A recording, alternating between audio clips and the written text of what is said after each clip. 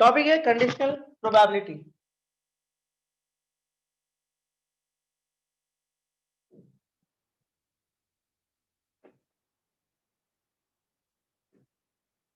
देखिए basically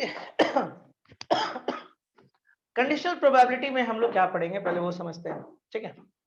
conditional probability में हम लोग कंडीशंस पे बात करेंगे। कल हम लोग क्लास करेंगे इसका, फिर है ना, कल भी क्लास करेंगे। छुट्टी करना हो तो वेडनेसडे को कर सकते हैं, ठीक है।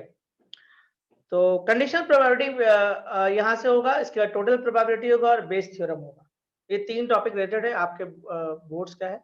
और इसके बाद 2 टॉपिक और होता है, हम हो सकता नहीं भी पढ़ाएंगे। बाइनोमियल डिस्ट्रीब्यूशन नहीं है सिलेबस में तो छोड़ सकते हैं, ठीक है।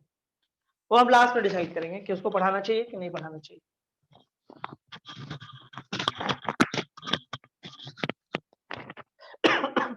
चलिए, देखिए यहाँ पे नाम है कंडीशनल प्रोबेबिलिटी, ठीक है।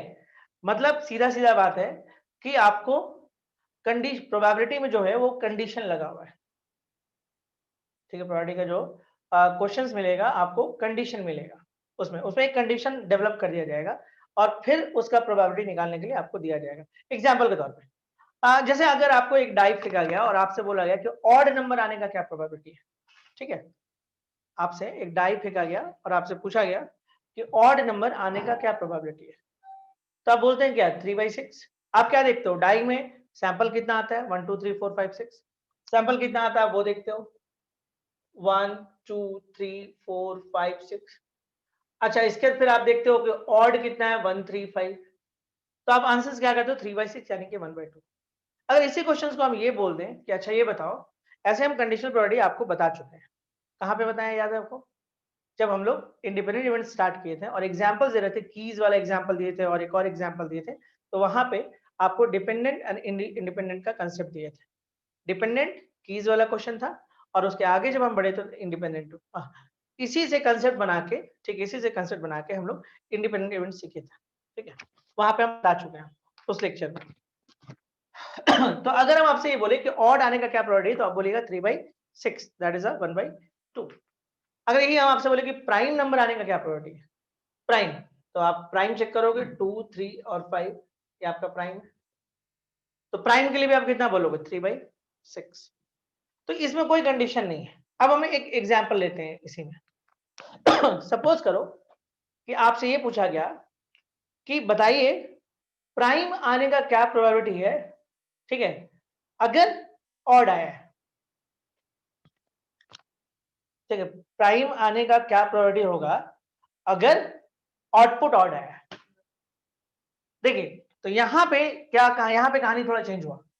सपोज करिए कि अगर आप और हम खेल रहे हैं, ठीक है, लूडो खेल रहे हैं या कुछ भी खेल रहे हैं, ओके, लूडो खेल रहे हैं कुछ भी खेल रहे हैं, तो ठीक है। तो आप फेंको, मेरे को दिख गया कि ऑड है। दिख गया वो मुझे कि ऑड नंबर है। तो अगर हम किसी थर्ड पर्सन से बोले कि भाई आउटपुट मेरा जो है ना वो ऑड आया था, आउटपुट जो मेरा था वो क्या था, ऑड था, ठीक है। तो अब बताओ तुम कि क्या प्रोबेबिलिटी है कि वो प्राइम होगा। तो वो कैसे सोचेगा, वो सोचो, वो कैसे सोचेगा, क्या वो 1 2 3 4 5 6 के बारे में सोचेगा, नहीं, वो सिर्फ ये सोचेगा 1 3 और 5 के बारे में सोचेगा। वो कैसे सोचेगा, 1 3 5 सिर्फ ऑड के बारे में सोचेगा। हम क्या बोले कि देखो हम लोग जब लूडो खेल रहे थे तो जो आउटपुट आया ना वो आपका ऑड नंबर आया, तो बताओ क्या प्रोबेबिलिटी है, ठीक है, कि वो प्राइम होगा।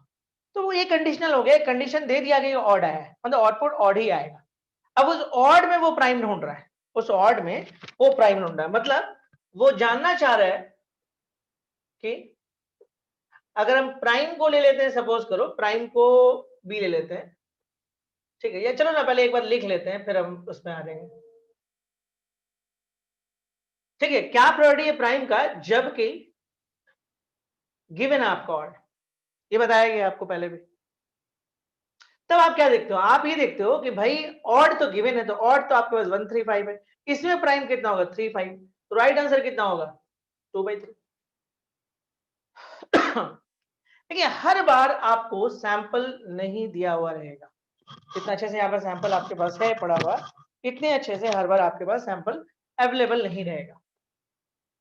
तो इसके लिए हम लोगों को कुछ फॉर्मूला को यहाँ पे डेवलप करना पड़ेगा। अच्छा एक चीज नोटिस करिए कि जो आप ये फॉर्मूला अप्लाई कर रहे हैं, ध्यान से देखिएगा, जब इस फॉर्मूला को आप अप्लाई कर रहे हैं तो नीचे में क्या आया है 3, that is the number of odd है ये 3 क्या है यहाँ पे नंबर ऑफ ऑड। आप यही देख रहे थे कि प्राइम आने का क्या प्रोबेबिलिटी जबकि गिवन है आपके पास ऑड, तो नीचे में क्या देखें आप 3 आप क्या देख रहे हैं ऑड, तो यानी कि यहाँ पे आपका आ रहा है नंबर ऑफ ऑड। अच्छा एक चीज और नोटिस करिए, ये 2 कैसे आप लाए होंगे सोचिए। आप ये देखें कि आपका प्राइम तो 235 है और ऑड तो 135 है, तो इन दोनों में कॉमन कौन है 35। आप यही ना देखने की कोशिश करिए कि उस ऑड में कौन सा प्राइम होता है, जबकि डाइस के अंदर ये वाला प्राइम होता है, डाइस के अंदर ये प्राइम होता है, लेकिन आप क्या देखें कि जो हमारा आउटपुट आया है उसमें प्राइम कौन है, तो आपको प्राइम का नॉलेज तो होना चाहिए ना, तो प्राइम का नॉलेज तो आपके पास ये प्राइम आपका होता है, इसके अंदर ये प्राइम, तो आप यहां से देख रहे हैं कि इसमें जो इवेंट है इसका कौन सा इवेंट इसके अंदर भी है, तो देखिए 3 और 5, तो आप कुछ ऐसा कर सकते थे नंबर ऑफ प्राइम, ध्यान से देखो तो इसका मतलब कि आप दोनों का इंटरसेक्शन लिए हो, प्राइम इंटरसेक्शन और क्लियर है। तो अगर इसी चीज को हम नाम के हिसाब से आ जाएं, जैसे प्राइम के लिए हम बी लिए थे और ऑड के लिए हम ए लिए थे, तो मतलब आप कुछ ऐसा करो number of A intersection B, इन दोनों का intersection and by number of A, clear है। अगर इस चीज को आप सैंपल से डिवाइड कर दो A intersection B by N S and number of A by N S, ऐसे ये सारा डिस्कशन किया हुआ मेरा पहले से भी, तो रिजल्ट आएगा probability of A intersection B and by probability of A, and this is equal to probability of B by A.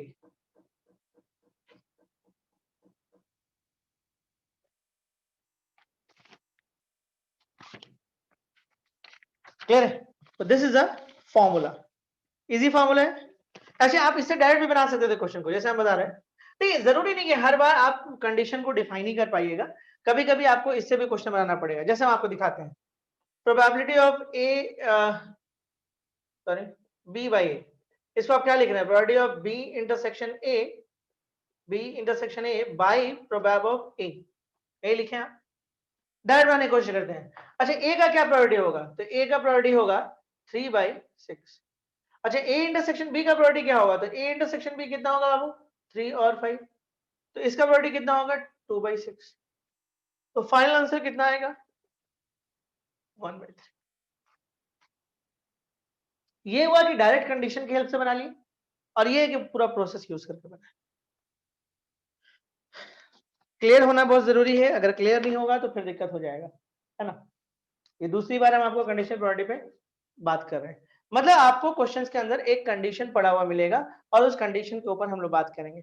ये सीखना इसलिए जरूरी है कि अगर आप नहीं सीखेगा तो बेस वगैरह थोड़ा समझने में अच्छे क्वेश्चन में प्रॉब्लम आ जाता है, और ऐसे भी ऑब्जेक्टिव क्वेश्चंस मिल सकता है, मेंस पे क्वेश्चन इससे मिल सकता है, हम मिटाएंगे इस बोर्ड को, क्लियर करेंगे, ठीक है। इसके बाद थोड़ा सा एक डिफिनेशन है उसको लिख लीजिए, जमा कर लीजिए, मतलब जिसको जो नाम देना दे दीजिए, ठीक है, और उसके बाद फिर हम लोग क्वेश्चंस पे आ जाएंगे। उम्मीद करते हैं कि थ्योरी आपको आराम से समझ में आ गया होगा। छोटा छोटा क्वेश्चन इसमें आपको मिलता है बोर्ड्स एग्जाम्स में, और ये इवन इस जगह से आपको मेंस में भी क्वेश्चंस आता है और एडवांस में भी आता है, स्टेट कंपटीशन में भी मिलता है। कंडीशनली कंडीशन प्रोबेबिलिटी को हम अलग से पढ़ा रहे हैं, जबकि अगर ये ऑफलाइन क्लासेस होता तो अलग से नहीं पढ़ाते, थोड़ा सा बताते आधा घंटा 20 मिनट और उसके मूव कर जाते हैं टोटल प्रोबेबिलिटी में, 15-20 मिनट टोटल प्रोबेबिलिटी बताते हैं, फिर हम लोग बेस थ्योरम में आ जाते हैं, लेकिन इस बार थोड़ा सा अलग से कर दे रहे हैं। देखिए चलिए इसको लिख लीजिए, एक सिंपल है, let A and B be two events associated with a sample space S. The conditional probability probability, the conditional probability of an event A given B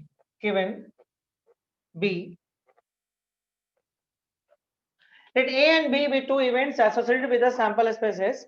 The conditional probability of an event A given B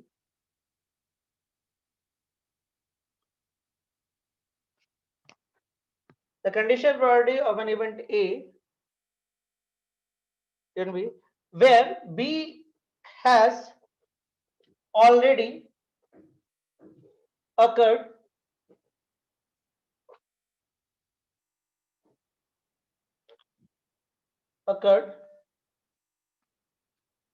where B has already occurred is denoted by बस खाली लिखवा दे रहे हैं और कुछ है नहीं event मतलब इसका मीनिंग हम आपको समझा दिए कि हमको ए का प्रोबेबिलिटी निकालना है जबकि बी दिया हुआ है ना। तो फार्मूला तो आपको पता है इसका क्या होगा, probability of A intersection B, इन दोनों का intersection and by prob of B, this is the formula. बस जो बोले थे उसको बस लिखवा दिए,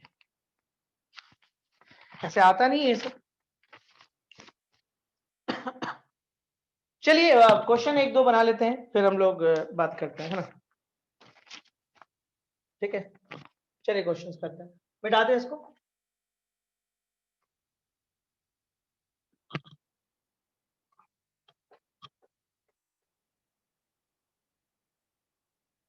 चलिए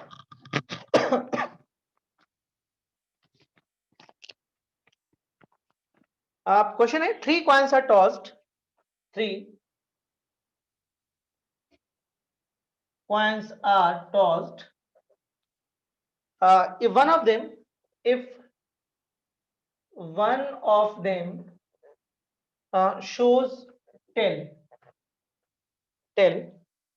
then find the probability that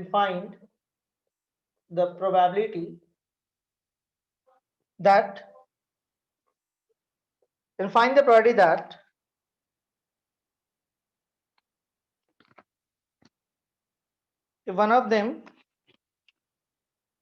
shows tail, then find the probability that all three coins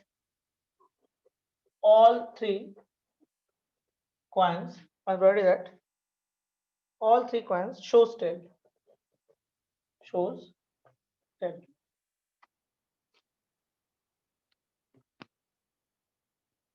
ठीक है। देखिए बहुत सिंपल है, 3 कॉइन को अगर आप फेंकते हैं तो क्या होता है, H H H H H T H T H T H H T T T T T H T H T H T T, ठीक है। क्या गया, 3 कॉइन को फेंकिएगा तो यही सैंपल डेवलप करेगा। 3 coins are tossed, if one of them shows tail, मतलब आप एक ऐसा इवेंट मानिए जो आपका एक टेल शो कर रहा है, मतलब इसको छोड़ के सारा होगा,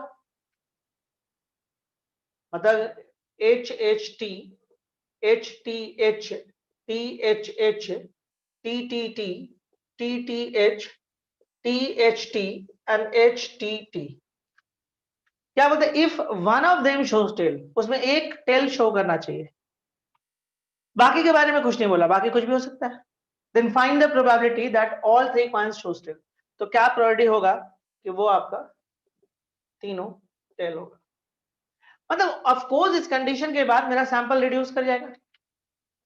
ओके, अब आप क्या सोच रहे हो, अब आप इसके बारे में नहीं सोच रहे हो, अब आप इसके बारे में नहीं सोच रहे हो, अब आप इसके बारे में सोच रहे हो कि एक कॉइन पे तो टेल है ही पक्का, तो आपको निकालना क्या है, प्रोबेब ऑफ बी बाई ए, क्या प्रोबेबिलिटी होगी तीनों टेल हो जबकि एक टेल तो है ही, तो राइट आंसर होगा, सिंपल सा बात है कि 1/7, क्लियर है। और अगर नियम से आप जाइएगा तो कैसे बनेगा, नियम से अगर आपको बनाना है तो आपको ये निकालना था, and this is equal to probability of A intersection B and by prob of A. What is the probability of A intersection B? A और B को और इंटरसेक्शन करेगा तो एक ही आएगा, तो 1 by कितना हो जाएगा 8. What is the probability of A? Probability of A हो जाएगा 7/8, तो राइट आंसर कितना हो जाएगा 1/7. ये हम लोग डायरेक्ट बनाए, ये हम लोग तरीके से बनाए।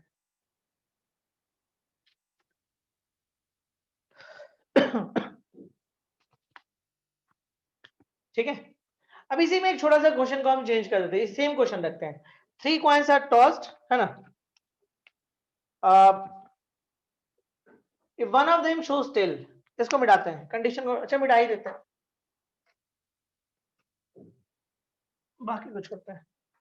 Find the probability that, find the probability that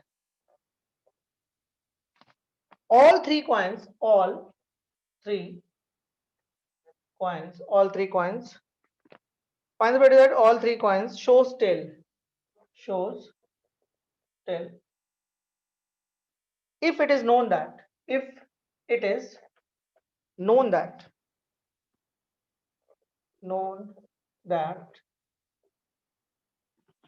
first toss is tail, first toss is tail. Find the probability that all three coins shows tail. Find the probability that all three coins shows tail. क्या probability होगा कि तीनों coin tell हो, अगर आपको जिसमें पता है कि पहला कॉइन टेल ही आया है, बनेगा? आपको ऐसा नहीं लग रहा कि इस बार सैंपल और रिड्यूस हो जाएगा? इस बार क्या बोल रहा है, ठीक है, देखिए इस बार आपका ये सैंपल नहीं बनेगा, सैंपल इस बार कोई और बनेगा, लेकिन निकालना इस बार फिर से यही है, लेकिन इस बार आपका जो सैंपल डेवलप करेगा वो कैसे बनेगा? पहला वाला टेल हो तो ये वाला होगा, ये भी होगा, ये भी होगा और ये भी होगा। मतलब इस बार अगर किसी को ये हम बोल दें कि भाई जो हम लोग कॉइन फेंके हैं ना, तो पहला वाला टेल आया है, तो क्या प्रोबेबिलिटी कि तीनों टेल हो, तो वो कैसे सोचेगा? इसी की चार के बारे में सोचेगा ना, और सबके बारे में सोचेगा नहीं, पहला वाला टेल हो, यानी कि और रिड्यूस हो जाएगा। तो आपको बी निकालना है, जबकि ए दिया हुआ है, तो राइट आंसर होगा 1/4।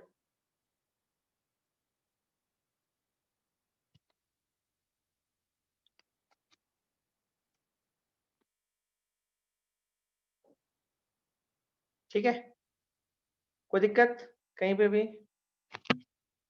देखिए वर्ड को पकड़ना बहुत जरूरी है, वर्ड अगर आप नहीं पकड़िएगा कंडीशन में तो गलती हो जाएगा। देखिए हम सेम तरह का क्वेश्चन दोनों किए, उसमें क्या बोला था कि कम से कम एक जगह पे टेल हो, तो एक जगह कोई भी हो सकता था, दैट केस में आपका 7 हुआ। इस क्वेश्चन में क्या हुआ कि पहले ही प्लेस पे बोला गया कि टेल होना ही चाहिए, तो इस केस में आपका 4 हुआ। ठीक है,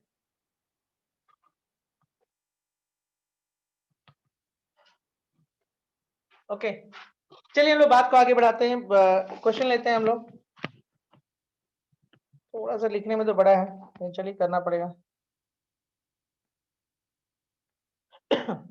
देखिए क्वेश्चन है आपके पास, a die is thrown twice, a die is thrown twice, okay, and the sum of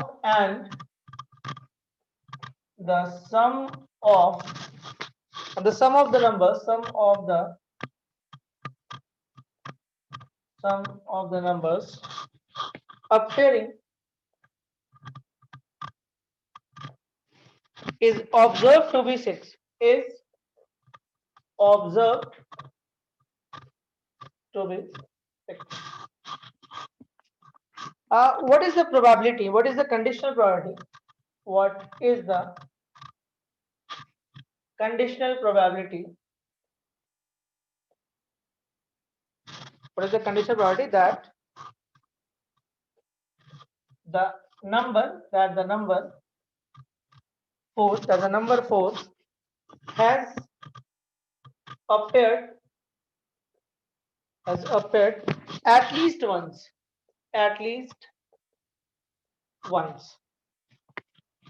question को आराम से पढ़िए।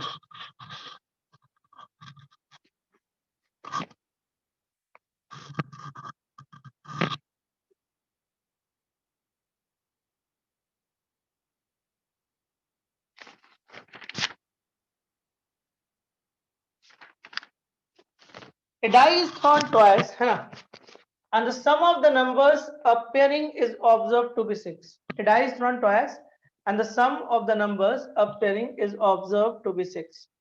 What is the conditional probability that the number 4 has appeared at least once? है ना? क्या आंसर आएगा आपके हिसाब से? क्या कंडीशन है इस क्वेश्चन में?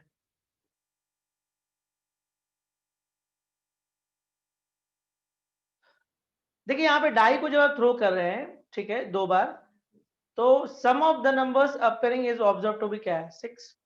ये दिया हुआ ना? तो अब what is the conditional probability that the number 4 has appeared at least once? तो चलिए ना हम लोग 6 देखते हैं ना कहाँ-कहाँ बनेगा। तो एक तो बनेगा 1 5 पे, एक बनेगा 2 4 पे, एक बनेगा 3 3 पे, एक बनेगा 4 2 पे, एक बनेगा 5 1 पे, बस ना? A die is thrown twice and the sum of the numbers appearing is observed to be 6. What is the conditional probability that the number 4 has appeared at least once? तो आई थिंक सैंपल इस बार 5 होगा। मतलब किसी को अगर ये बोल दिया जाए कि आपका जो सम है वो 6 है, तो क्या प्रोबेबिलिटी है कि नंबर जो 4 है that the number 4 has appeared at least once? तो कहाँ-कहाँ पे आएगा? 2 ही जगह पे आ रहा है, 2 4 पे आ रहा है और 4 2 पे आ रहा है। तो राइट आंसर हो जाएगा आपके पास 2/5।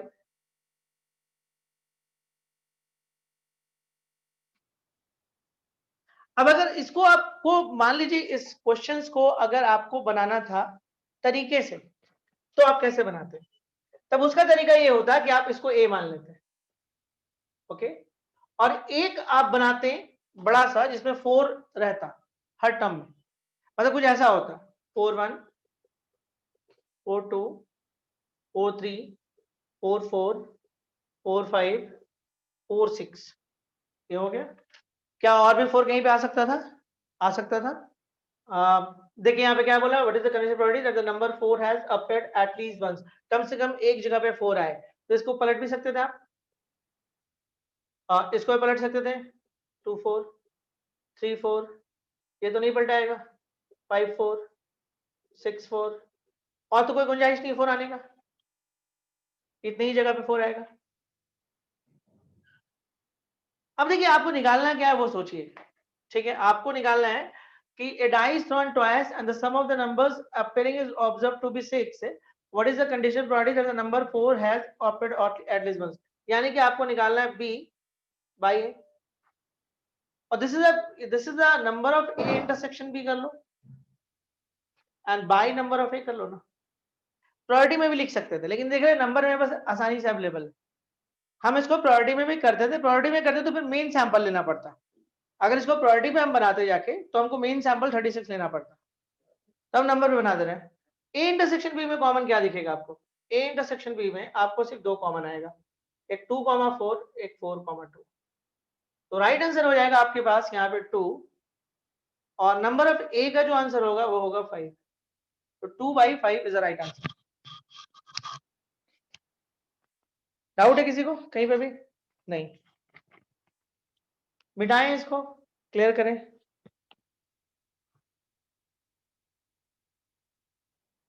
आप चलिए एक क्वेश्चन और देखते हैं, इसी टाइप का एक क्वेश्चन और देखते हैं, और वो बहुत जल्दी बन जाएगा, ठीक है। अब ये सब क्वेश्चन का आप क्या उम्मीद करते हैं? 4 मार्क्स पे तो देगा नहीं। अरे हम लोग को टाइम क्यों लग रहा है? हम लोगों को टाइम लग रहा है लिखने में। अगर ये लिखा क्वेश्चन रहता हमारा, तो फिर पता नहीं अली तुम 1 लिख रहे हो, क्या लिख रहे हो, मुझे समझ में नहीं आ रहा है।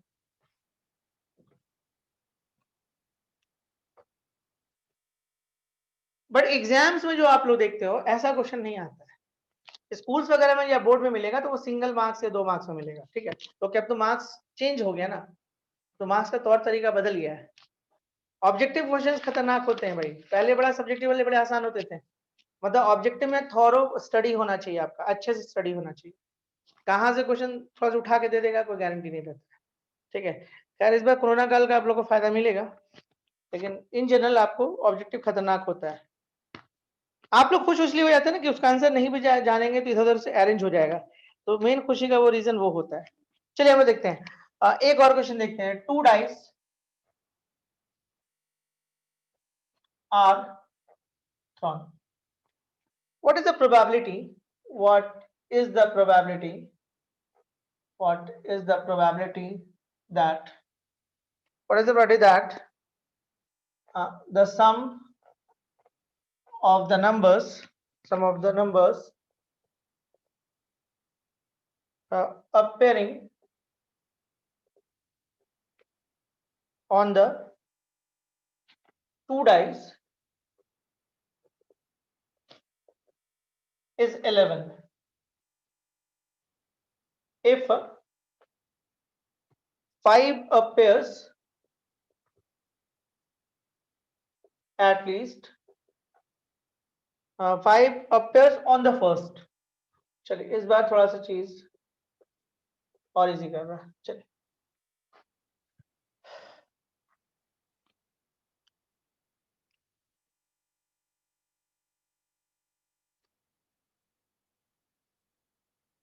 देखिए यहाँ क्या होता है, two dice are thrown, what is the probability that the sum of the numbers appearing on the two dice is 11 if 5 appears on the first। Condition क्या दे रहा है आपको, कंडीशन दे रहा है कि 5 जो होगा वो पहले वाले पाएगा, तो उसमें तो बहुत कम बनेगा ना, 5 1 5 2 5 3 5 4 5 5 और 5 6। What is the probability that the sum of the numbers appearing on the dice is आपका 11 if 5 appears on the first। 5 इतना ही जगह पे पहली बार आएगा, पहले में। सेकंड वाले में भी आ रहा है तो हम क्या कर सकते हैं, लेकिन यहाँ पे कंडीशन पहले पे कि पहले पे कंपलसरी है कि होगा ही होगा, तो ऐसा 6 ही इवेंट है। अब यहाँ पे बड़ा सिंपल है कि the sum of the numbers appearing on the two dice is 11 if 5 appears on the first। 5 पहले पे आएगा तो बस यही ना एक होगा, 11 आने का तो सिर्फ तब एक ही जगह होगा 5 6 बस। तो इस बार आंसर कितना हो जाएगा 1/6। अच्छा इसको ऐसे भी सोच सकते थे, देखो इसको सोचने का एक और तरीका था कि आपको ये कंफर्म कर दिया गया कि पहले वाले पे 5 आएगा, तो जो कंफर्म होता है उस पर बात नहीं करते हैं, जो चीज कंफर्म हो गया उस पर बात नहीं करते हैं। अब हमको ये सोचना है कि जब हम डाइस को फेंकेंगे दूसरे बार में, सेकंड टाइम में, आपको शायद ये बात पता है कि हम 2 डाइस को एक बार फेंक दें या 1 बाय 1 फेंके, बात एक ही होता है, ठीक है। तो जब आपको ये श्योर हो गया कि पहले वाले पे 5 आ चुका है, तो दूसरे वाले पे आपको क्या चाहिए, 6 चाहिए। तो आप ऐसे सोचिए ना, 6 आने का क्या प्रोबेबिलिटी होगा जब हम डाइस को फेंकेंगे, 1/6। अगर आप एक डाइस को फेंकते हो तो 6 आने का क्या प्रोबेबिलिटी है, 1/6। मतलब ये इस तरीके से भी सोच सकते थे कि पहला तो तुम क्लियर कर दिया कि 5 है, तो ये तो कंपलसरी हटा दो, 5 आएगा ही। अब हमको सेकंड वाले भी क्या चाहिए, 6 चाहिए, 6 चाहिए। तो अगर हम डाई को फेंकेंगे तो 6 आने का क्या प्रोबेबिलिटी होगा, 1/6। तो राइट आंसर क्या होगा, 1/6 हो गया। तो आसान है। चलिए कुछ हम लोग क्वेश्चंस इसमें इस टाइप का करते हैं। ठीक है ठीक है ठीक है ठीक है, ये क्वेश्चन देखिए तो,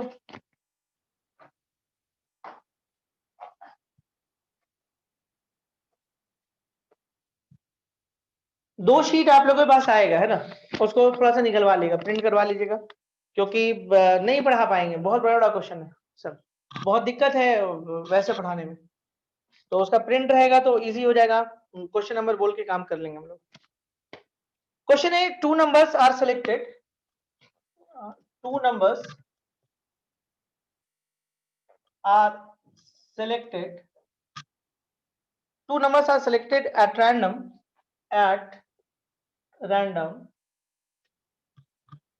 from the integers,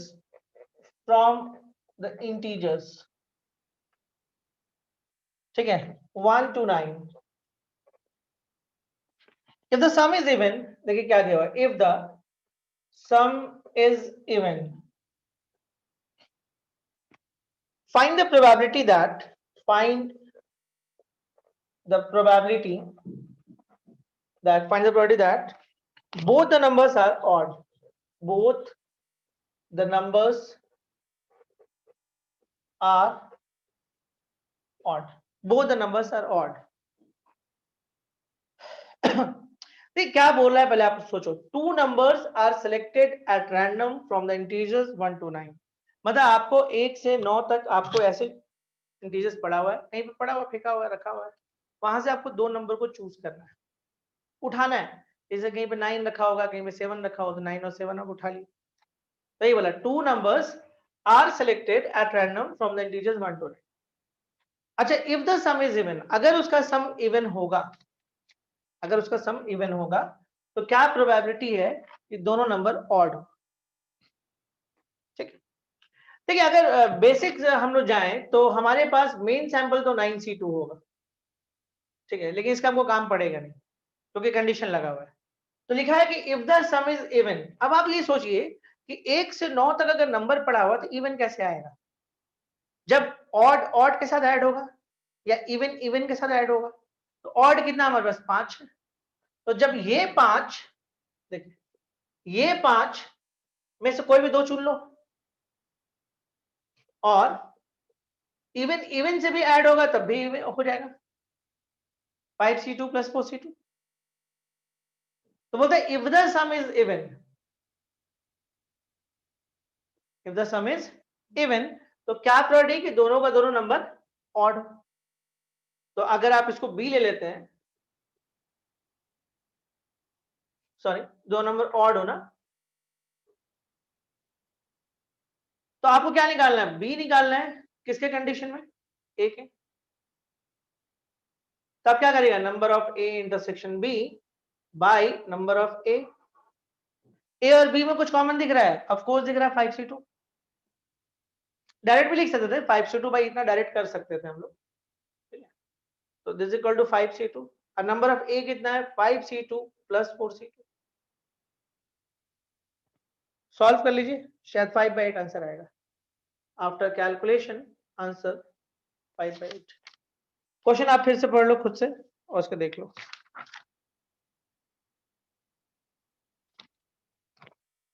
उम्मीद करते हैं कि अभी आप सीख गए होंगे। अभी हम 2 क्वेश्चंस देते हैं आपको, उससे समझ में आएगा कि आप क्या सीखे।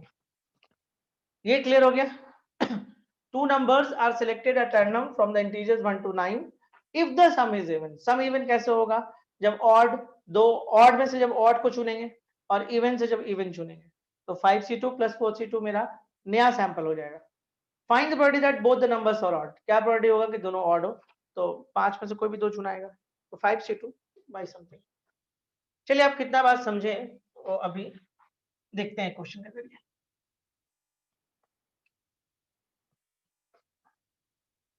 जैसे एक है 1 dice is thrown 3 times।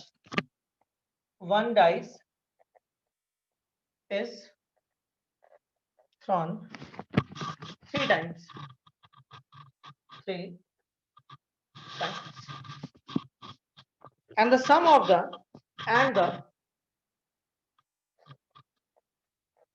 and the sum of the thrown numbers, sum of the thrown numbers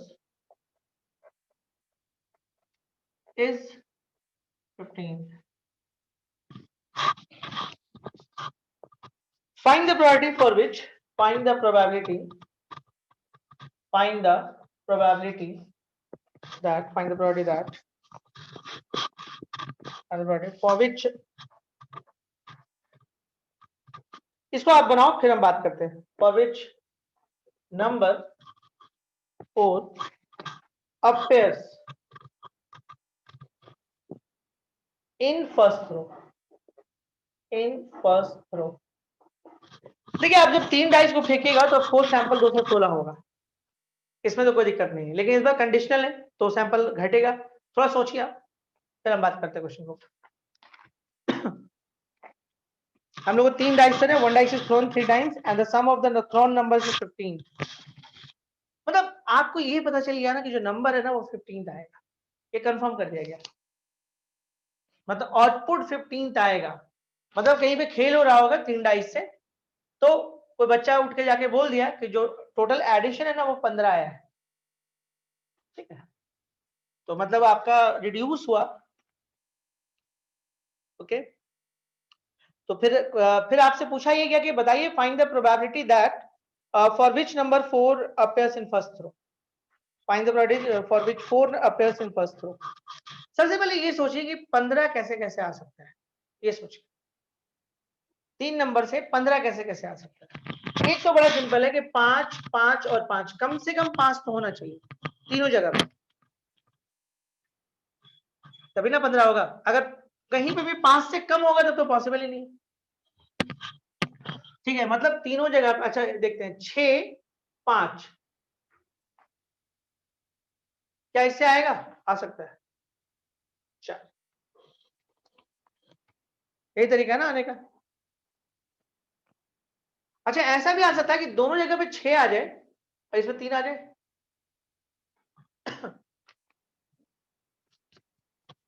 मतलब हम डाइस को फेंकें और तीनों में 5 दिख जाए तब भी 15। डाइस को फेंकें तो 6 5 और 4 दिखे। 6 5 3 में आएगा? नहीं आएगा। या 6 5 2 में? नहीं। 6 5 1 में? नहीं आएगा। 6 5 4 में आएगा। ठीक है, और एक 6 6 3 में आ सकता है, और हमको नहीं लगता कोई चांस 15 आने का। हाँ लेकिन ये जरूरी थोड़ी है कि इसी तरीके से 15 आए। मेरा बोलने का मतलब है कि पोजीशन तो अलग अलग हो सकता है ना। जरूरी कि पहले वाले में 6 दिखाए, दूसरे में 5 दिखाए, तीसरे में 4 दिखाए, ऐसा तो कोई जरूरी नहीं। जगह अलग अलग हो सकता है। तो देखिए ये तो खैर एक ही तरीके से होगा, इसका तो कोई तरीका ही नहीं है। हाँ ये आपको क्या होगा, फैक्टोरियल 3, मतलब 6 तरीके से पॉसिबल है ना। अरे 4 हो जाएगा, 5 हो जाएगा, 6 हो जाएगा, 4 हो जाएगा, 6 5 6 5 4, ऐसे है ना पॉसिबल। तो मतलब ये 6 तरीके से हो सकता है। अच्छा ये कैसे होगा, 1 2 3 फैक्टोरियल 3 बाई फैक्टोरियल 2, ये 3 तरीके से पॉसिबल।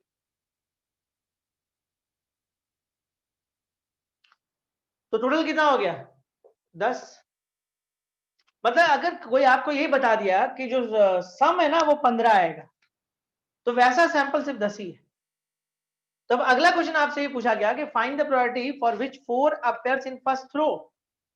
देखो इसमें तो 4 है ही नहीं, इसमें तो 4 है ही नहीं, तो इवेंट वाला काम यहीं पे करेगा। लेकिन यहां पे भी एक कंडीशन डाला कि 4 जो है ना वो पहले थ्रो पे आया हुआ है, यानी या तो 5 6 होगा या तो 6 5 होगा। तो इसका मतलब है कि आपका राइट आंसर होगा 2/10, यानी कि 1/5।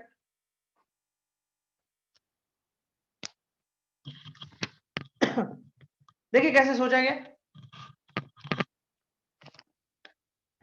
मतलब जब बताएं तो बड़ा आसान हो गया कि 3 डाइस था, आपको सम 15 आना था, तो हम टारगेट किए कि 15 कैसे आ सकता है, तो 15 भाई इस तरह से आ सकता है। अब आपसे बोला गया कि find the probability for which number 4 appears in first throw, मतलब is that for which number 4 appears in first throw, 4 पहले पोजीशन में मिलना चाहिए। तो उस केस में 15 कैसे आ सकता है, यही दो तरीका है। तो इवेंट आपके पास सिर्फ 2 होगा और सैंपल आपके पास 15 है। ये क्या बोलते हैं 10 होगा, तो 2 बाई आपका 10 यानी कि 1/5। अच्छा इसको एक उल्टे तरीके से भी बोला जा सकता है इसी क्वेश्चन को, देखिएगा। इसके बाद हम लोग कैलकुलेशन बेस्ड क्वेश्चन थोड़ा सा कंडीशन प्रोबेबिलिटी में करेंगे, जो कि एग्जाम से ज्यादा पूछा जाता है। इस तरह का क्वेश्चन कम पूछा जाता है, जैसा भी हम बताएं आपको। इफ फर्स्ट ऑल देखिए, if first roll result is 4, then find the probability, then find the probability that then find the probability that then find the probability of getting sum 15। ये बना दो आप।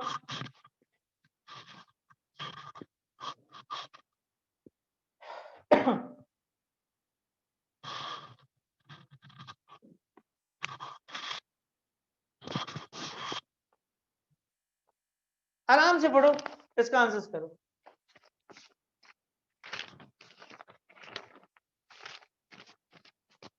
बेस थ्योरम हो सकता है कल start हो जाए।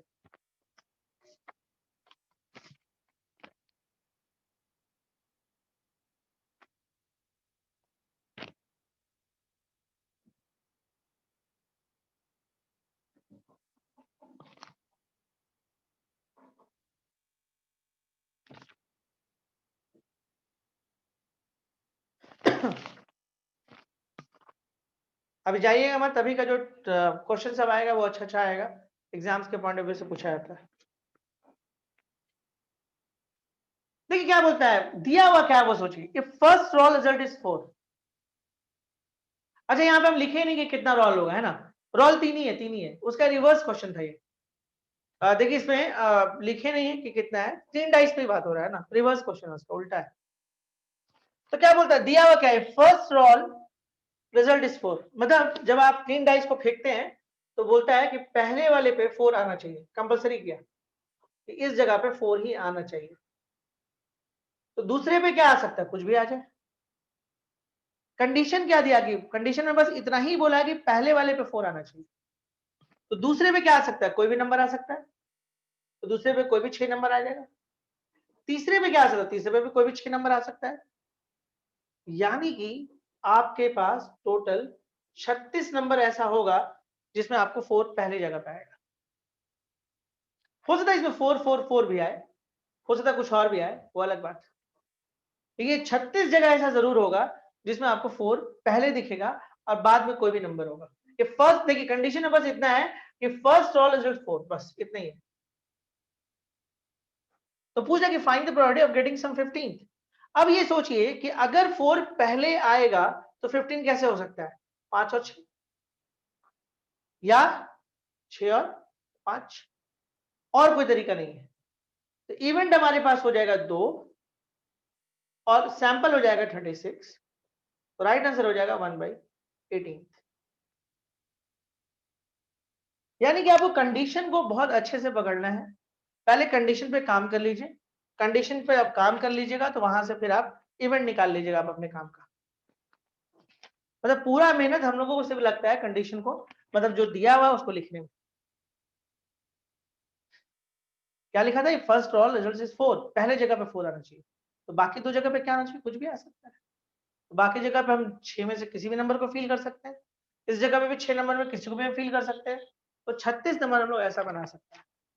इसमें सम 15 होने का चांस क्या है, सिर्फ 2 जगह पे, 4 5 6 और 4 6। उम्मीद करते हैं यहां तक हम लोग समझ गए। चलिए आगे बढ़ते हैं। ठीक है, नेक्स्ट इसमें आते हैं हम लोग।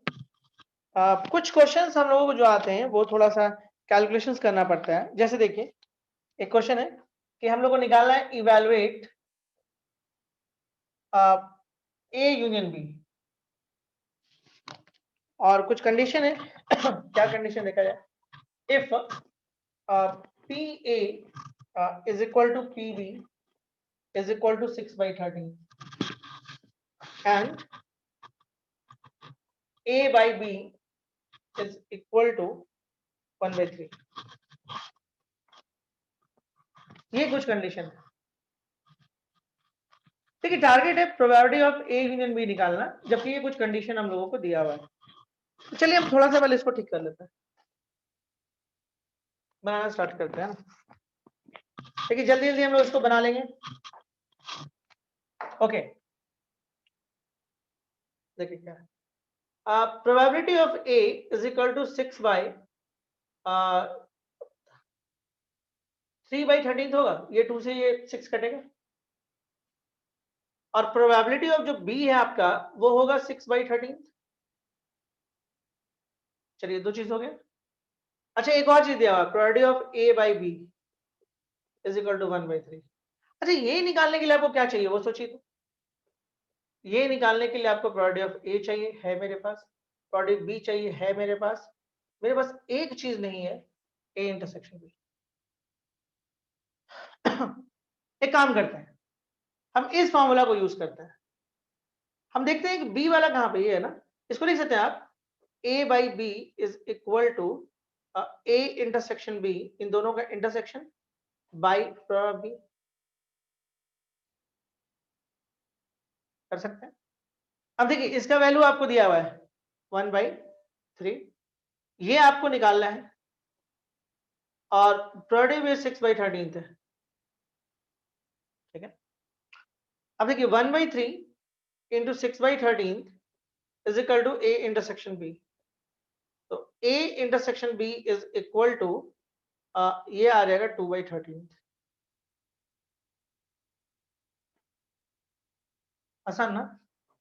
अब क्या करना है, पुट कर लेना है, सारे का वैल्यू आपके पास है 3/13 फिर 6/13 और ये अभी निकाले 2/13, नीचे 13 तो आपका कॉमन होगा, 6 3 9 -2 यानी कि 7/13 इज द राइट आंसर।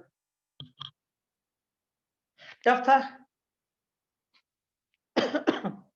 एक क्वेश्चन और देखते हैं इस पर। इस तरह का क्वेश्चन बहुत मिलता है एग्जाम्स में, हर एग्जाम से, मतलब बोर्ड्स वगैरह में दिखेगा आपको, ऑब्जेक्टिव में, और कंपटीशन में दिखता है, मेंस में दिखता है, एडवांस में दिखता है, स्टेट कंपटीशन में दिखता है। कंडीशनल बॉडी में मेन क्वेश्चन इसी तरह का ज्यादा आता है, वो कंडीशनल क्वेश्चन नहीं आता है। वो क्यों नहीं आता है? वो बेस के साथ जोड़ देता है उसको, ठीक है। कंडीशन वाला काम करवाना हो ना तो वो बेस के साथ अटैच कर देता है। चलिए एक क्वेश्चन आपको देते हैं, बनाइए। क्वेश्चन अभी हम इजी रख रहे हैं, फिर थोड़ा सोचने वाला रखेंगे। क्वेश्चन आपके पास है, let A and B be two events, A and B be the events, A and B be the events such that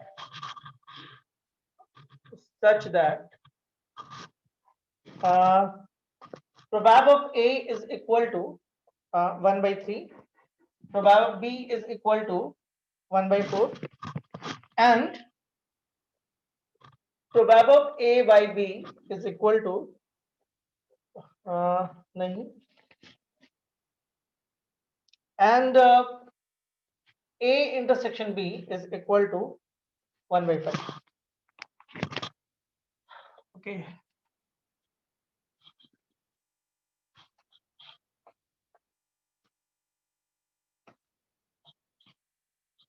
ठीक है, तो आपको बताना है कि बताइएगा। क्वेश्चन बोला कि आप बताइए प्रोबैब ऑफ A बाई बी बताइए, पहला। दूसरा आपसे पूछ रहा है कि B बाई A बताइए। तीसरा आपसे पूछ रहा है कि A यूनियन B बताइए। एंड चौथा आपसे पूछ रहा है कि B बार बाई A बार बताइए। पूरा काम ठीक ठाक करा रहा है। बनाइएगा कि बनाए, ट्राई करो।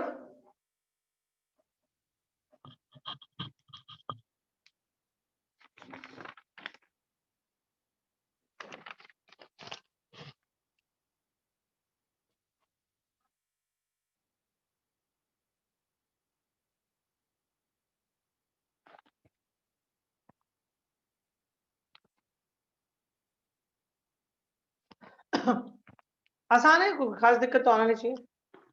A बाई बी वाला में क्या किया होगा आप? A intersection B by prob of B, ठीक है। क्या दोनों रिजल्ट हमारे पास है? बिल्कुल है। एक का रिजल्ट 1/5 है और एक का रिजल्ट 1/4 है, तो राइट आंसर आई थिंक 4/5। पहला वाला तो बन गया। सिमिलरली आप B बाई ए निकाल ही लीजिएगा, कोई दिक्कत नहीं। B बाई ए में आइएगा तो देखिए इन दोनों का इंटरसेक्शन कर लीजिए और ये प्रोबैब ऑफ ए है, तो वो हो जाएगा 1/5 और इस बार होगा 1/3, तो राइट आंसर होगा 3/5। चलिए 2 हो गया। 3 डाटा हमारे पास ऊपर में अवेलेबल है, तो ए यूनियन बी निकालने में कोई प्रॉब्लम नहीं आएगा। तो देखने से लग रहा था कि हम लोग को इतना निकालना है, लेकिन देखिए तुरंत तुरंत निकल जा रहा है। B minus प्रोबैब A intersection B, और दिस इक्वल टू 1/3, 1/4 और 1/5।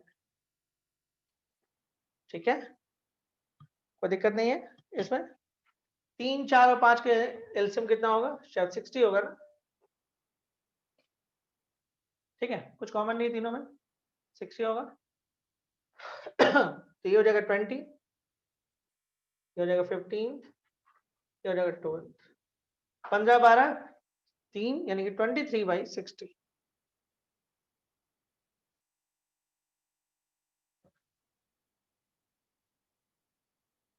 चौथे में आते हैं, फोर्थ में। फोर्थ में क्या है?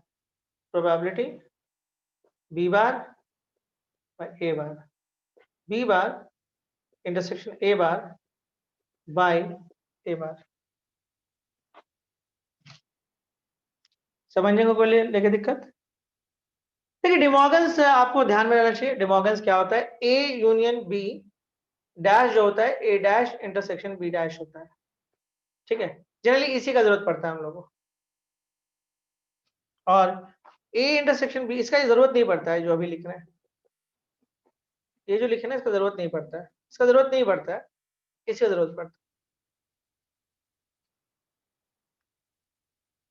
मतलब वेन डायग्राम से समझ सकते, कोई दिक्कत नहीं, ए भी नहीं है और बी भी नहीं है, तो मतलब सीधे सीधे बोले कि ए यूनियन बी नहीं है, तो यानी कि आप इसको ऐसे लिख सकते हैं, probability of A union B bar, बोल सकते हैं इसको।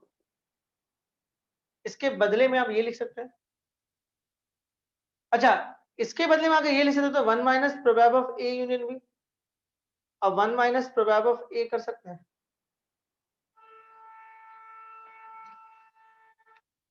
कोई दिक्कत? सॉल्व कर लो ना। 1 माइनस 23/60 और 1 माइनस प्रोबेब ऑफ ए कितना 1/3, सॉल्व कर लो, आंसर आ जाएगा। आई थिंक आफ्टर कैलकुलेशन 37/40 आएगा, इसे तो ये कटेगा।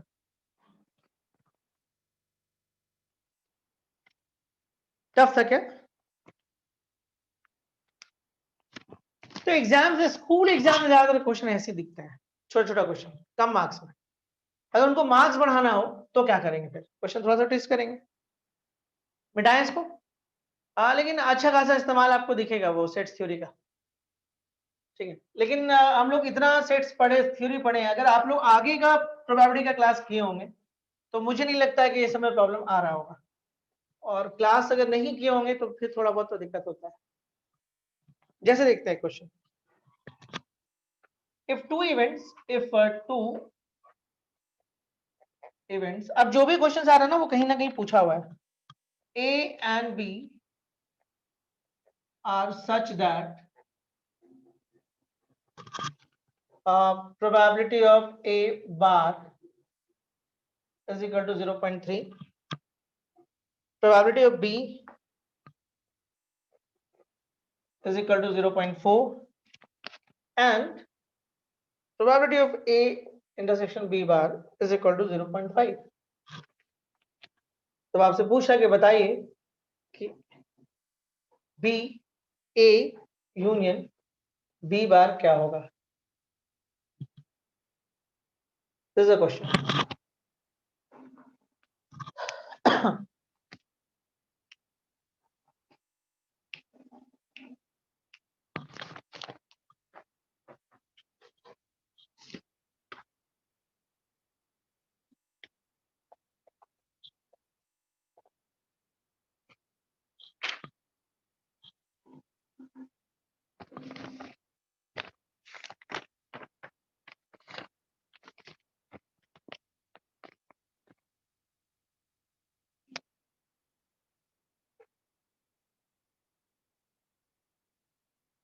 देखिए सबसे पहले हम आपको क्या बोलेंगे मालूम है, सबसे पहले हम ये देखेंगे कि हम लोगों को यहाँ पे क्या निकालना है, वो चेक कर लेते हैं। उसके बाद हम लोग देखेंगे कि हम लोग के पास क्या क्या है अवेलेबल। जैसे हम लोग को ये निकालना है, पूरे पे बार नहीं, सिर्फ बी पे है ना। फिर हम लोग क्या करेंगे, तो हम लोग सीखे हैं क्या, फॉर्मूला हम लोग क्या सिखाया गया है कि अगर ए बाय बी निकालना है तो ए और बी के बीच में इंटरसेक्शन कर लीजिए और नीचे का प्रोडक्ट कर लीजिए। तो आपको क्या करें, बी और इसके बीच में इंटरसेक्शन कर लीजिए,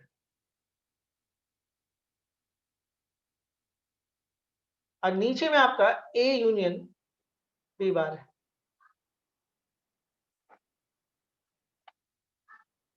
सेट थ्योरी जानते हैं, एसोसिएटिव और डिस्ट्रीब्यूटिव फॉलो करता है, तो जानते हैं इसके आगे क्या होगा।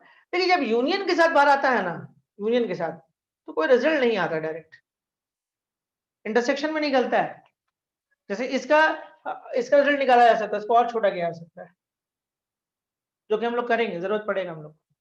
तो आप इसको क्या करिए ना, यहाँ पे डिस्ट्रीब्यूट करिए, टी बी इंटरसेक्शन ए,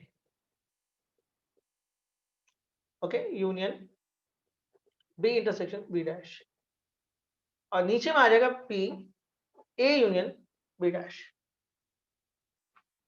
अब ध्यान दीजिए, बी को अगर बी के साथ इंटरसेक्शन करो तो कुछ भी कॉमन नहीं आएगा, क्योंकि जो बी के पास है वो बी डैश के पास नहीं है, तो इन दोनों में कुछ भी कॉमन नहीं आएगा, तो ये तो फाई हो जाएगा, नील।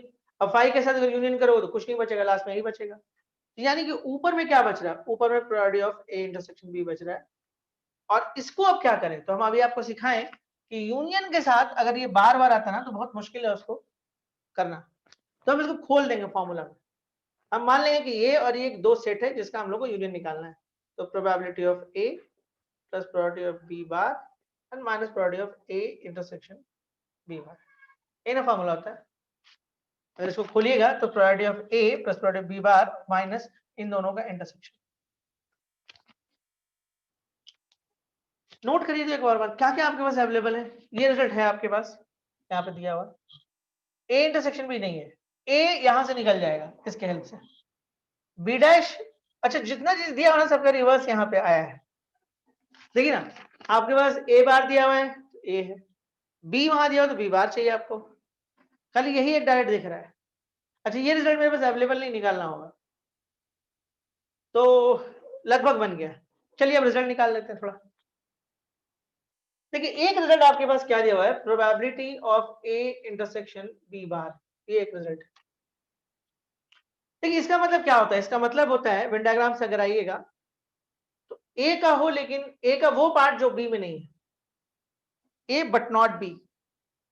तो यानी कि अगर आप इसको ए मान लेते हैं, इसको बी मान लेते हैं, तो ये वाला पार्ट हो गया, ये जो पार्ट ओनली ए वाला। तो ये वाला रिजल्ट को आप कैसे डिफाइन कर सकते हैं, इसको ले सकते हैं आप प्रोबेबिलिटी ऑफ ए, पूरे प्रोबेबिलिटी ऑफ ए ले लो, उसमें ये वाला पार्ट को घटा दो।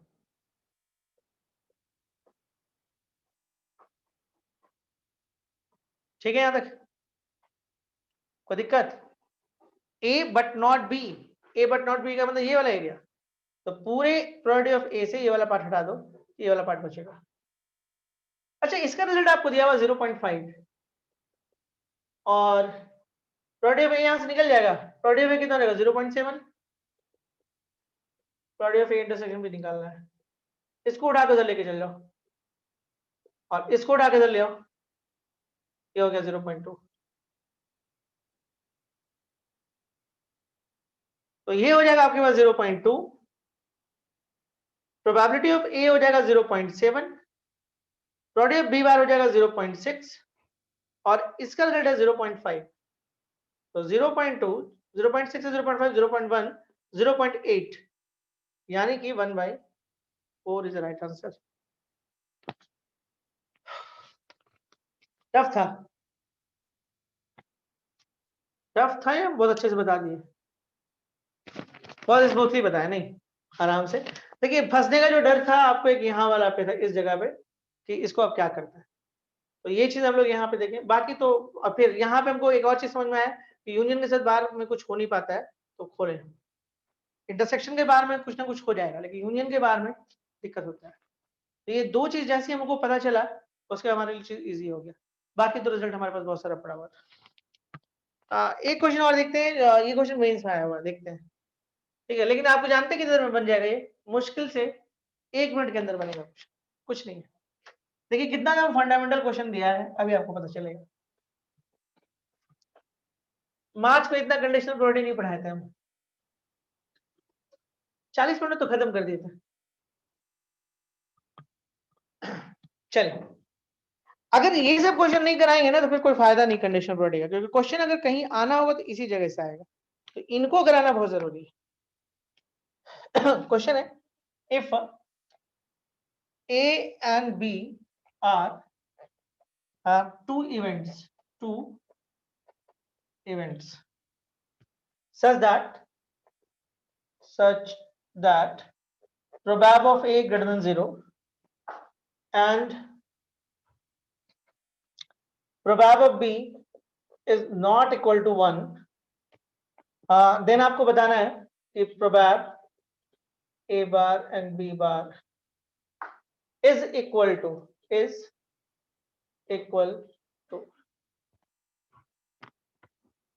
चलिए कुछ ऑप्शंस हैं लिख देते हैं, एग्जाम का क्वेश्चन आया हुआ तो 1 minus prob of A by B. Second option आपके पास है 1 minus prob of A bar by B, दोनों में बात नहीं है। एंड थर्ड ऑप्शन आपके पास है 1 minus prob of A union B by prob of b bar,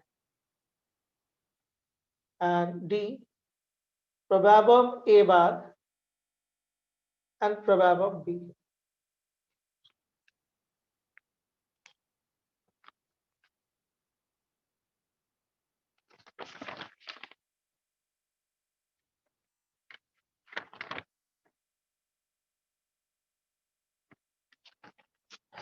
बनेगा क्या लिखा? If a and b are two events such that prob of a greater than 0, मतलब prob of a का जो result होगा वो 0 से ज्यादा होगा।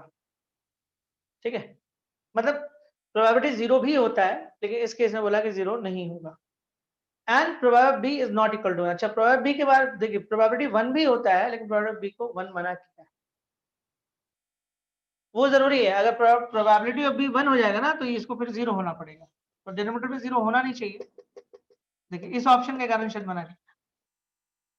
अगर प्रोबेबिलिटी b 1 हो जाएगा तो प्रोबेबिलिटी b बार क्या हो जाएगा? 0। तो डिनोमिनेटर में 0 तो आना नहीं चाहिए। प्रोबेबिलिटी b का बार कहाँ पे है? डिनोमिनेटर में मौजूद है, तो इसलिए शायद इसकी वजह से उसको मना किया।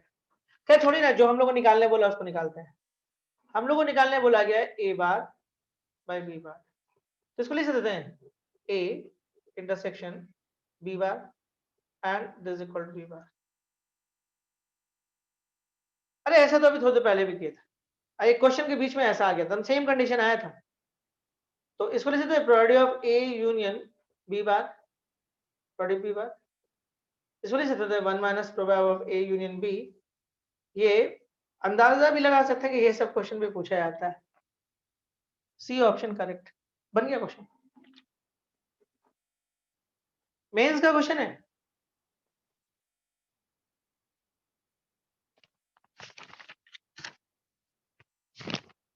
जबकि क्वेश्चन हम बना रहे थे तो बीच में ये वाला कंडीशन आएगा, सोचिए, तब हम लोग काम किए थे। एक क्वेश्चन और देखते हैं हम लोग, है ना, है अभी 3-4 क्वेश्चन है।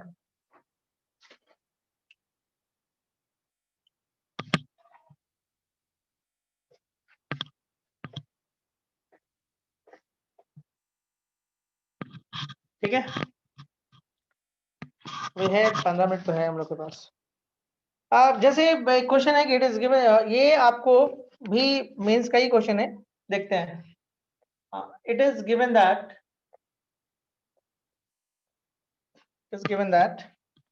the events it is given that the events a and b are such that probab of a is equal to 1/4। अभी जो क्वेश्चन हम लिख रहे हैं ना, इस तरह का बहुत क्वेश्चन पूछा जाता है, and is equal to 1/2 and b by a जो होगा वो आपका होगा 2/3। तब आपसे पूछ रहा है कि बताइए क्या होगा, प्रोबेबिलिटी बी क्या होगा, प्रोबेबिलिटी बी इज क्या होगा।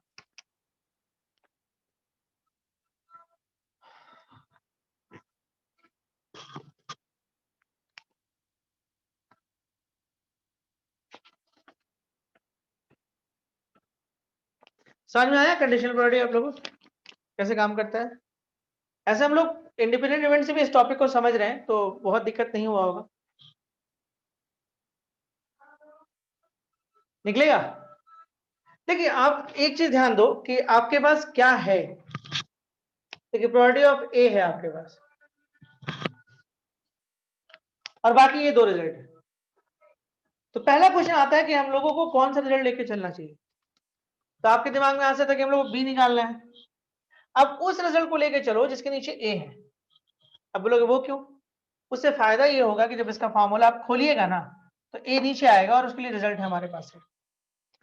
तो यानी कि आप इस रिजल्ट को लेके चलिए, फायदा होगा। Probability of B by A is equal to 2/3 लेके चलते हैं इसका सीधा फॉर्मूला, इन दोनों का इंटरसेक्शन और नीचे में प्रोबेबिलिटी ऑफ ए। अब देखिए इसका जो रिजल्ट है वो क्या आएगा, इसका रिजल्ट आएगा 2/3, और ये ए इंटरसेक्शन बी आप छोड़ दो ऐसे। प्रोबेब ऑफ ए हमारे पास दिया हुआ 1/4, तो probability of A intersection B का रिजल्ट 2/3 इंटू 1/4 यानी कि 1/6।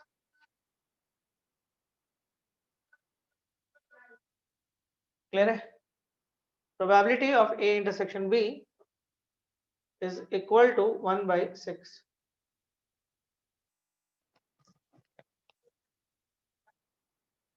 क्लियर है? देखिए अब एक रिजल्ट हम लोग और जो यूज नहीं किया अभी तक, कौन सा? ये वाला। ठीक, कितना आराम से निकल जाएगा। Probability of A by B is equal to probability of A intersection B by probability of B, है ना? देखिए काफी रिजल्ट हमारे पास है। इसका रिजल्ट कितना आ जाएगा? इसका रिजल्ट हो जाएगा 1/2। इसका रिजल्ट भी हमारे पास है 1/6 और ये हो गया प्रोबेबिलिटी ऑफ बी। इसको उठा कर कर लीजिए 1/6 बाई 1/2 यानी कि 1/3 निकल गया। अब देखिए किसी का कंसेप्ट क्लियर है तो कितना आराम से क्वेश्चन बन जाएगा। ठीक है। अच्छा एक क्वेश्चन हम सिमिलर आपको दे रहे हैं, ये भी पूछा हुआ क्वेश्चन है। ठीक है, ये सब क्वेश्चन आया हुआ है, पूछा हुआ है। ठीक है, और आपको थोड़ी देर पहले भी बोले कि जितना भी क्वेश्चन आ रहा है कहीं ना कहीं पूछा हुआ क्वेश्चन आ रहा है। तो क्वेश्चन है x and y be two events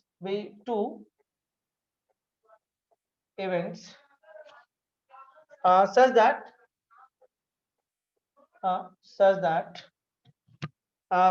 px is equal to 1/3. Okay, px by y is equal to 1/2 and y by x is equal to 2/5. Then देखिए यहाँ पे जो आंसर्स हमारे पास है ना वो मोर देन है। अब तो मेरी से मोर देन का कंसेप्ट ले आया नहीं,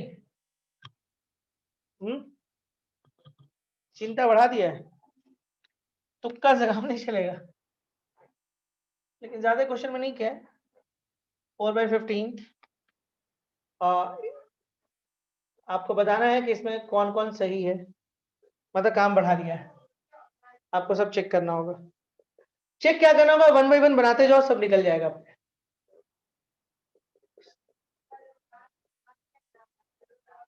ठीक है, ये क्वेश्चन है।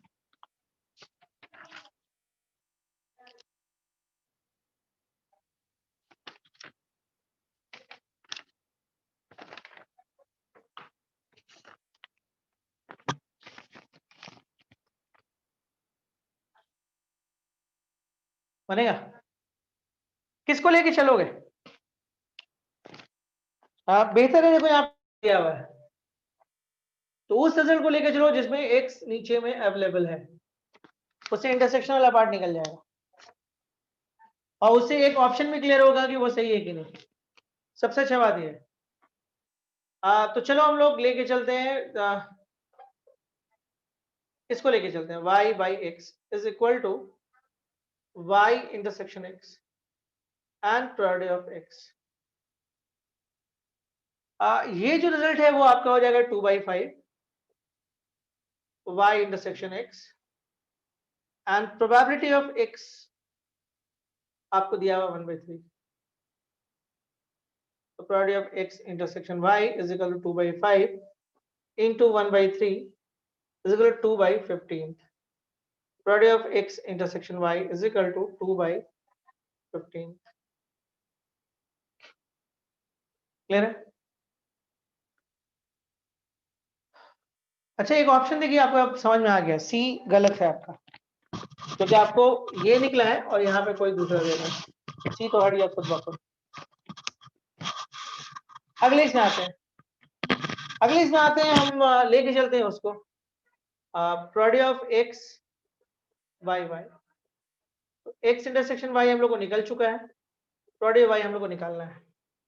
इसका रिजल्ट आपको दिया हुआ हाफ और ये निकल के हो गया 2/15 प्रोबेबिलिटी ऑफ y।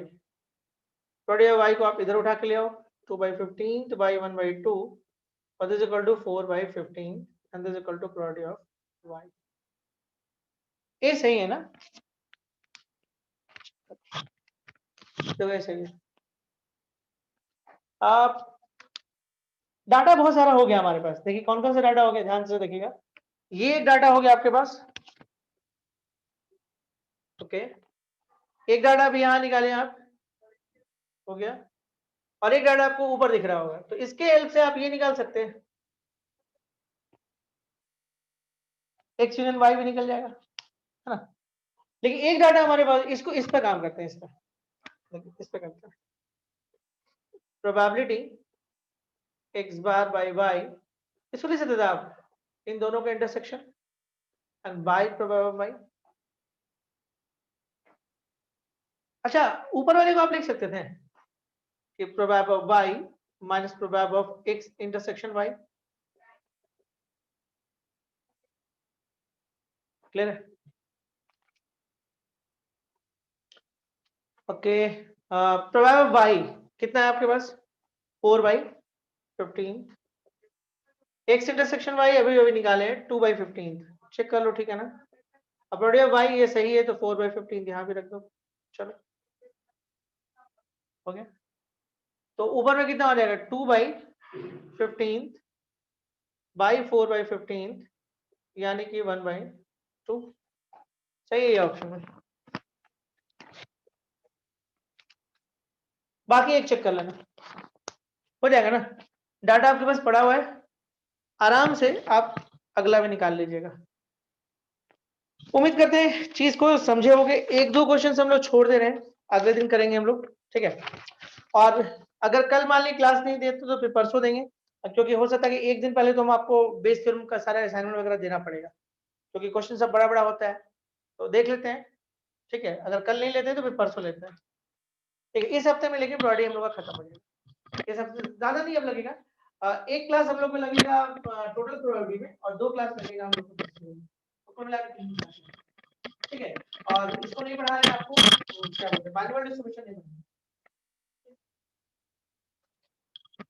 चलिए ठीक, ओके।